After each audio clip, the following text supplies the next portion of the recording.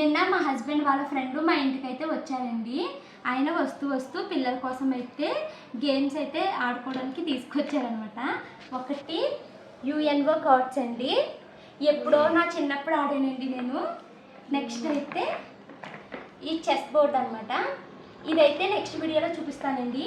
First అయితే ఈరోజు మా షాను ఇది ఎలా ఆడాలి ఏంటని యూట్యూబ్లో అయితే చూసి నేర్చుకున్నారు. సో ఇదైతే ఓపెన్ చేసిస్తాను, పిల్లలు అయితే ఆడుకుంటారు.